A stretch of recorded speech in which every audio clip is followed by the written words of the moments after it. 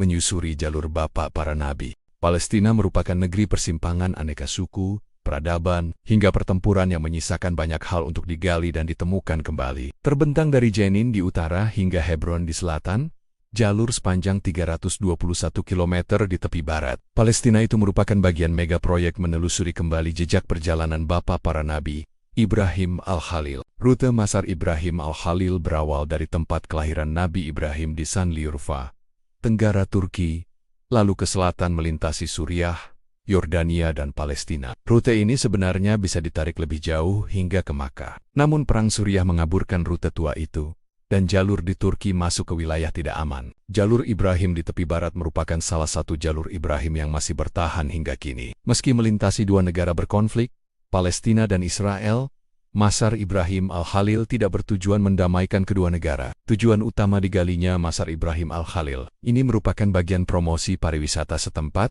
dengan mengenalkan ragam kultur yang dilalui rute tua ini. Apalagi, nama Ibrahim sendiri tidak cuma penting sebagai bapak para nabi dalam Islam, tapi juga bagi umat Nasrani dan Yahudi sebagai pembawa ajaran monotheis. Jalur Masar Ibrahim Al-Khalil sendiri tidak benar-benar berada di rute asli yang ditempuh Ibrahim, tapi gabungan kisah dan legenda setempat. Meski demikian, jika mau, pencarian jalur asli jejak perjalanan Nabi Ibrahim bisa dilakukan. Wisatawan bisa menyusuri Masar Ibrahim Al-Khalil dari utara ke selatan dari Jenin, Nablus, Jabal Gerazim, Awarta, Doma, Kufr Malik, Auja, Jericho, Abu Taibah, Ramallah, Yerusalem, Bethlehem dan Hebron. Di sana terdapat kampung-kampung Badui di mana warganya dengan terbuka menerima wisatawan yang berkunjung di rumah-rumah mereka. BBC menulis, ratusan wisatawan asing ataupun lokal menyusuri jalur itu tiap tahunnya. Mereka membelah batas budaya dan agama di sana. Karena sangat panjang, wisatawan bisa menyusuri sebagian saja jalur Ibrahim ini,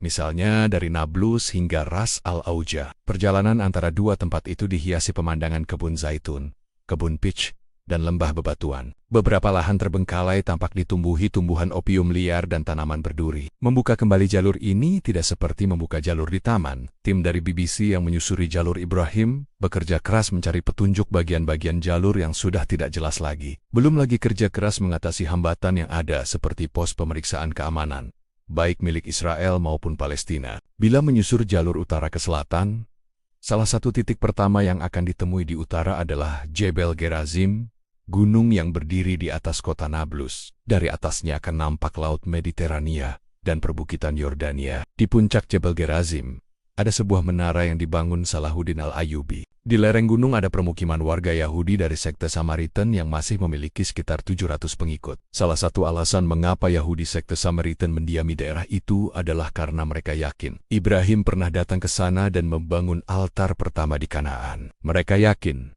inilah tanah yang dijanjikan Tuhan kepada Ibrahim. Memasuki Awarta, wisatawan harus menempuh 8 km berkendara mobil untuk memotong pemeriksaan di pos keamanan utama. Di desa di dekat Nablus itu, warganya sangat bergembira karena desa mereka dilalui Masar Ibrahim Al-Khalil. Bukan apa-apa, adanya jalur ini ikut mendorong infrastruktur listrik mencapai desa Awarta. Ini merupakan fasilitas mewah dan sinyal harapan bagi warga Palestina. Karena itu, mereka tidak berhenti berharap akan ada wisatawan baru esok hari. Sementara itu, penampungan air masih mengandalkan infrastruktur sisa masa lampau. Aroma Persia terus menyusuri Masar Ibrahim Al-Khalil ke selatan. Trek akan menanjak ke perbukitan dari Awarta ke Jabal Aurma.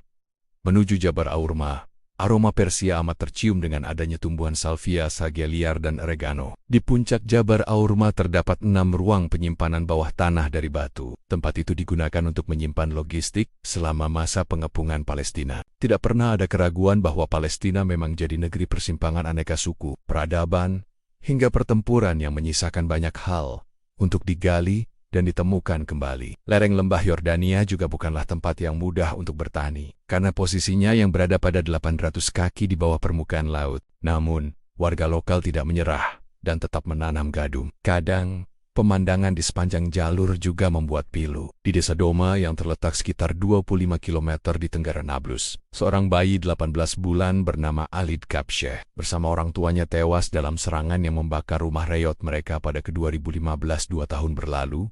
Kesedihan masih menggantung di langit desa itu. Kenyamanan dunia tampak tidak pernah menyentuh, apalagi menghapus kesedihan tanah itu. Di Doma, rumah-rumah tradisional dari batu harus beradu dengan rumah-rumah modern. Kehidupan desa selalu tampak sama di mana saja. Burung-burung bebas berterbangan, sawah atau ladang yang mengelilingi permukiman, dan para pria yang pergi ke sawah dan ladang. Hiburan warga adalah apa yang mereka ciptakan sendiri, seperti suling kayu dan lagu-lagu berbahasa setempat. Mendekati selatan, ada mata air Ain Samia yang jadi sumber mata air untuk kota tiga agama, Yerusalem. Di beberapa bagian lainnya, kehidupan tampak kontras. Di Kafr Malik ada warga desa yang menyewakan kamar-kamar di rumah bertingkat nan elegan milik mereka dengan hiasan interior dari bordir tradisional beraneka warna. Pakaian sebagian mereka pun menunjukkan strata sosial di atas biasa. Di sana, warga setempat juga menyewakan pakaian tradisional setempat. Turis Yahudi dari Amerika dan Amerika Latin cukup sering ke Kafr Malik, dan penduduk setempat menerima mereka dengan baik. Sebagian warga bahkan masih bercakap dalam bahasa Spanyol karena pernah bekerja di Amerika Latin.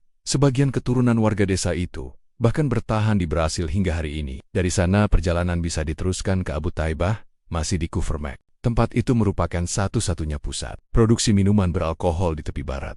Bisnis yang dijalankan warga Palestina Nasrani. Di jalur ini juga ada asrama agama Marsabah dari zaman Bizantium, terletak di lembah Kidron.